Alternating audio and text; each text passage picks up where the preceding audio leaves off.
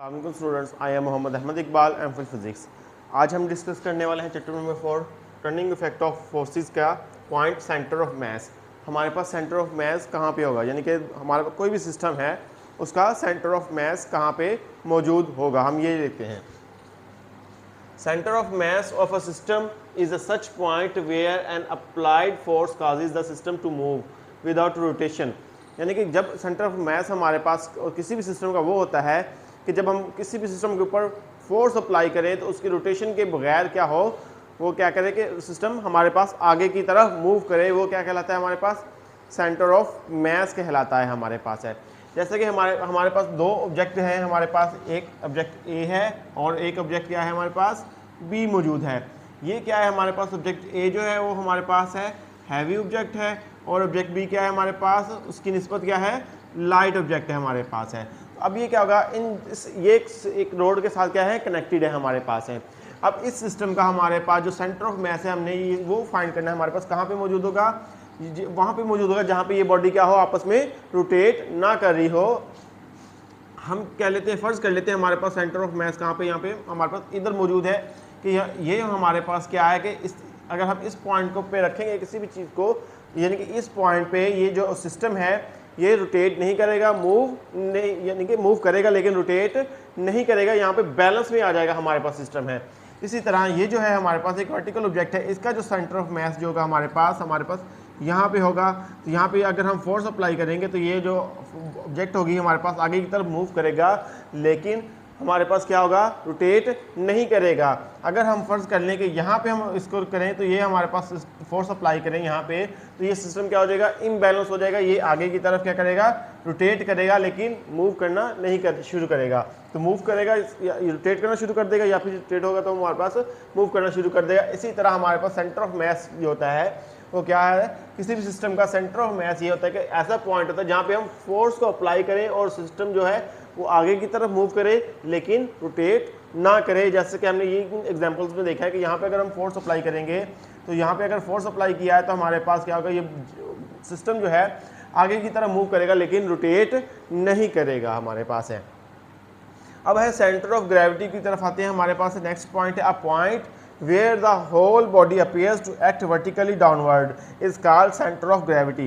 यानी कि centre of gravity कहाँ क्या चीज़ होती है हमारे पास, ऐसा पॉइंट होता है जहाँ पे पूरी बॉडी का वेट क्या होता है वर्टिकली डाउनवर्ड होता है। ये वेट क्या होता है हमारे पास, वेट होता है हमारे पास W = mg होता है हमारे पास है। यानी कि सेंटर ऑफ ग्रेविटी ये क्या कि इंसान का पूरा वेट जो होता है हमारे पास वो कहाँ हो वर्टिकली डाउनवर्ड हो। जैसे कि इंसान की पूरी बॉडी है या कोई भी बॉडी है वो हर एक पार्टिकल क्या होता है वर्टिकली डाउनवर्ड होता है, जबकि उनका जो रिजल्टेंट है यानी कि अलग-अलग पार्टिकल फोर्स नहीं लगा रहा होता बल्कि एक रिजल्टेंट फोर्स बन रही होती है। तमाम पार्टिकल की फोर्स मिलके क्या बन रही होती है, एक रिजल्टेंट फोर्स बन रही होती है और जो रिजल्टेंट फोर्स है वो एक सेंटर में होती है, किसी भी बॉडी के सेंटर में होती है जो वर्टिकली डाउनवर्ड होती है। इसी तरह हमारे पास ये है कि सेंटर ऑफ ग्रेविटी क्या होता है कि वो वाला पॉइंट होता है जहाँ पे बॉडी का वेट जो होता है अपीयर होता है, जो कहाँ पे होता है हमारे पास वर्टिकली डाउनवर्ड होता है। इसे हम क्या कहते हैं सेंटर ऑफ ग्रेविटी कहते हैं।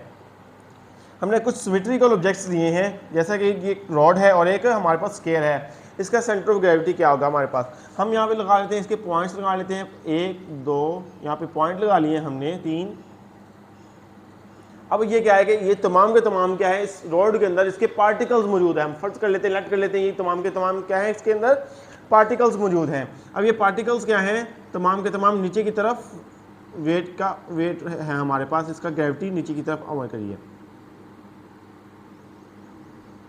यूँ नीचे की तरफ, यानी कि वेट क्या है हमारे पास इनका W = mg जो वर्टिकली डाउनवर्ड है नीचे की तरफ है। अब ये पार्टिकल अलग-अलग नहीं करे बल्कि एक रिजल्टेंट फोर्स इनकी बन जाती है। ये पार्टिकल्स की टोटल फोर्स क्या बन जाती है, एक रिजल्टेंट फोर्स बन जाती है जो कहाँ होती है हमारे पास सेंटर में होती है। हम कह देते हैं इस रोड का सेंटर जो है यहाँ पे है हमारे पास, तो ये जो इसकी जो फोर्स होगी हमारे पास यहाँ पे अमल करेगी हमारे पास, जो इसका सेंटर ऑफ ग्रेविटी होगा यहाँ पे होगा हमारे पास वर्टिकली डाउनवर्ड होना शुरू हो जाएगा। ये क्या है हमारे पास इन तमाम फोर्सेज की क्या है रिजल्टेंट फोर्स है। तमाम फोर्सेज एक पॉइंट पे इकट्ठे हो गए हैं, जिस पॉइंट पे इकट्ठे हुए हैं वो क्या होता है हमारे पास सेंटर ऑफ ग्रेविटी होता है हमारे पास है।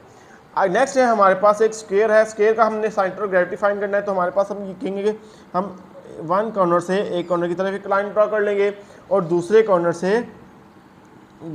की तरफ एक लाइन ड्रा कर लेंगे। तो तो जब जहाँ जिस पॉइंट पे आके ये दोनों लाइंस क्या कर रही हैं, एक इंटरसेक्ट कर रही हैं हमारे पास, ये पॉइंट हमारे पास यहाँ पे लाइंस क्या कर रही हैं, इंटरसेक्ट कर रही हैं, ये हमारे पास पॉइंट क्या होगा, ये सेंटर ऑफ ग्रेविटी होगा। यानी कि इस ऑब्जेक्ट का सेंटर ऑफ ग्रेविटी क्या है हमारे पास, ये वाला पॉइंट है, पॉइंट सी है, W इक्वल टू mg। यानी कि इस बॉडी का जो है हमारे पास जो वेट है वो वर्टिकली डाउनवर्ड किस पॉइंट पे आ रहा है, इस पॉइंट पे आ रहा है। आगे चलते हैं, हमारे पास क्या है, रेक्टेंगल है, हमारे पास एक रेक्टेंगल है। इसी तरह सिमिलरली इस तरह हमने स्क्वायर का फाइंड किया था, इसी तरह हम इसका भी फाइंड करते हैं। हमारे पास एक कॉर्नर है, दो कॉर्नर्स हैं हमारे पास, 4 कॉर्नर्स हैं। एक कॉर्नर को एक कॉर्नर से मिला दिया और दूसरे कॉर्नर को दूसरे कॉर्नर से हमने मिला देना है लाइंस ड्रा करके। अब जहाँ पे जो दोनों लाइंस क्या हो रही हैं, इंटरसेक्ट हो रही हैं, वो हमारे पास क्या है, centre of gravity point C है। यहाँ पे इसका क्या मतलब हो गया, वेट वर्टिकली डाउनवर्ड नीचे की तरफ एक्ट कर रहा है हमारे पास। ये क्या हो गया हमारे पास, इसका सेंटर ऑफ ग्रेविटी हो गया है। ये थी हमारे पास सिमेट्रिकल थी। आगे मजीद हमारे पास कुछ और सिमेट्रिकल है ऑब्जेक्ट्स हैं हमारे पास, कैसे कि एक ट्राइंगल है हमारे पास, ट्राइंगल का एक ये कॉर्नर है हमारे पास, ये इसको हम क्या कर देते हैं, यहाँ से हम इसको एक लाइन ड्रा कर देते हैं, ये नीचे की तरफ वर्टिकली नीचे की तरफ जा रहा है, और एक और लाइन हमारे पास इस कॉर्नर से ड्रा कर देते हैं, ये इस तरफ जा रहा है और ये वर्टिकली इस तरफ जा रहा है।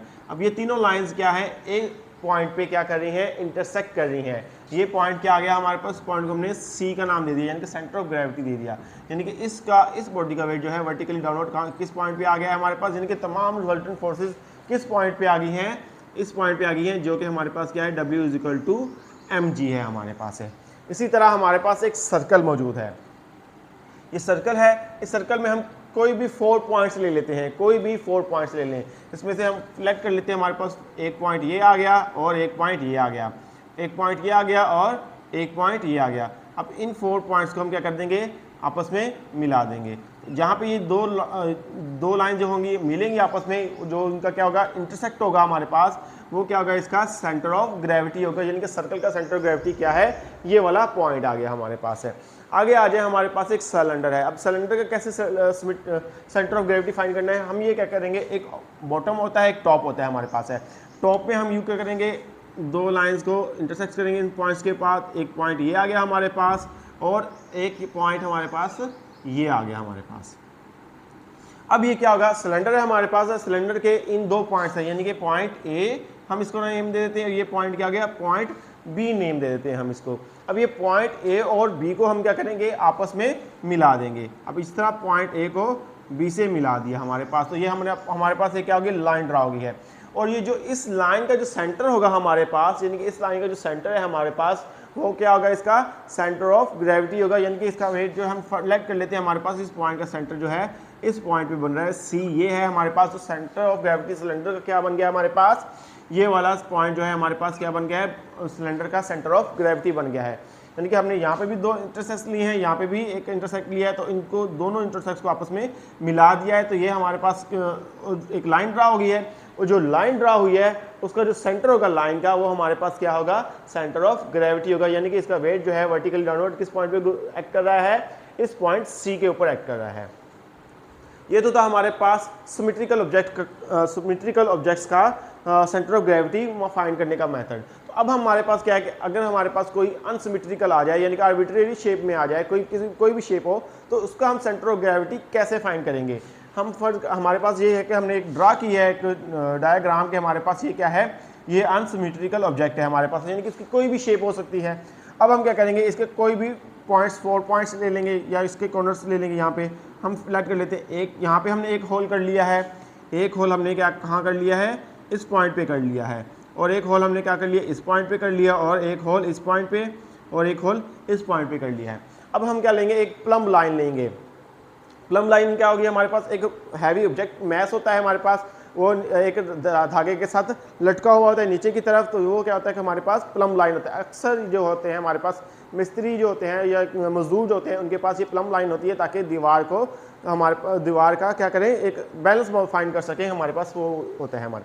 अब ये क्या करेंगे, अब प्लम लाइन को हम यहाँ से लटका देंगे इस होल से, तो हमारे पास कुछ इस तरह ये प्लम लाइन का होल बन जाएगा। फिर ये क्या करेंगे, अब हम क्या करेंगे, प्लम लाइन को जब लटकाएंगे तो इस तरफ से, तो हमारे पास कुछ इस तरह बन जाएगा, और ये यहाँ से जब हम करेंगे तो हमारे पास कुछ इस तरह आ जाएगी ये लाइन, और अगर इधर से करेंगे तो हमारे पास ये कुछ लाइन इस तरह आ जाएगी प्लम लाइन। और अगर इसे डिस्कस करेंगे हमारे पास तो ये आ जाएगी। यानी कि हम कोई भी 4 पॉइंट्स लें, 3 पॉइंट्स ले लें, 4 पॉइंट्स ले लें, तो हम वो जो उनको क्या होगा, एक प्लम लाइन के साथ लटका देंगे। जब लटकाएंगे तो हमारे पास उसकी एक लाइन ड्रा कर लेंगे।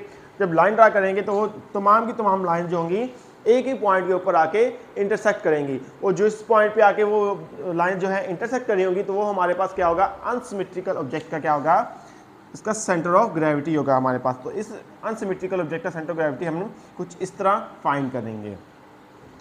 आगे आ गया है हमारे पास है, जैसे कि कपल आ गया हमारे पास। कपल क्या चीज़ है हमारे पास, कपल फोर्स कह लें हम इसको या कपल कह लें। यानी कि कपल फोर्स वो जो होती है अनलाइक फोर्स, पैरेलल फोर्सेस होती हैं जो एक लाइन के ऊपर एक्ट नहीं कर रही होती हैं। यानी कि होती तो एक ऑब्जेक्ट के ऊपर है लेकिन एक लाइन के ऊपर एक्ट नहीं कर रही होती हैं। जैसे कि दो बच्चे हैं एक सीसा के ऊपर बैठे हुए हैं, तो एक बच्चा पॉइंट ये ए है और एक बच्चा पॉइंट बी के ऊपर बैठा हुआ है। ये क्या आ गया हमारे पास, ये हमारे पास सेंटर आ गया है। अब ये क्या है कि अगर ये बच्चा क्या है कि नीचे की तरफ फोर्स लगा रहा है और तो ये बच्चा क्या है ऊपर की तरफ जा रहा है, इसके ऊपर फोर्स कहाँ लग रही है, ऊपर की तरफ लग रही है। लग तो दोनों के ऊपर सेम फोर्स रही है, यानी कि इस पॉइंट के ऊपर, पॉइंट ए के ऊपर भी 5 न्यूटन फोर्स लेट कर लेते हैं कि 5 न्यूटन फोर्स लग रही है, और इस पॉइंट के ऊपर भी हमारे पास कितनी फोर्स लग रही है, 5 न्यूटन फोर्स लग रही है। तो ये क्या हो गया हमारे पास, ये फोर्स जो है पॉइंट ए और पॉइंट बी के ऊपर सेम फोर्स लग रही है, लेकिन क्या लग रही है, ऑपोजिट डायरेक्शन में लग रही है। तो ये हमारे पास क्या होगी, कपल फोर्सेस होंगी हमारे पास है। A couple is formed by unlike parallel forces, यानी कि कैसी होती है हमारे पास, अनलाइक पैरेलल फोर्सेस होती हैं, यानी कि दोनों फोर्सेस क्या होती हैं, ऑपोजिट डायरेक्शन में होती है हमारे पास। ऑफ सेम मैग्नीट्यूड होता है हमारे पास। मैग्नीट्यूड क्या होता है हमारे पास, इसका सेम मैग्नीट्यूड होता है, but not along the same line, लेकिन एक ही लाइन में एक्ट नहीं कर रही होती हैं बल्कि ऑपोजिट लाइन में जा रही होती हैं। जैसे कि हमने ये ड्रा किया एक सीसा, तो हमारे पास ये क्या है, पॉइंट सेंटर पॉइंट है इसका। तो यहाँ पे एक पॉइंट ए पॉइंट है और ये बी पॉइंट है। अगर ये पॉइंट नीचे की तरफ जा रहा है तो ये पॉइंट क्या जाएगा, ऊपर की तरफ जाएगा। अगर इसके ऊपर 5 न्यूटन फोर्स लग रही है तो इसके ऊपर भी 5 न्यूटन फोर्स लगेगी, लेकिन दोनों क्या होंगी, ऑपोजिट डायरेक्शन में होगी, यानी कि एक ही लाइन में नहीं होगी। जैसे कि ये इस डायरेक्शन में है तो ये भी फोर्स इसी डायरेक्शन में नहीं लग रही है बल्कि इसके ऑपोजिट डायरेक्शन में लग रही है। तो ये हमारे पास क्या होगा, ये कपल फोर्स बन रही होगी, हमारे पास कपल बन रहा होगा।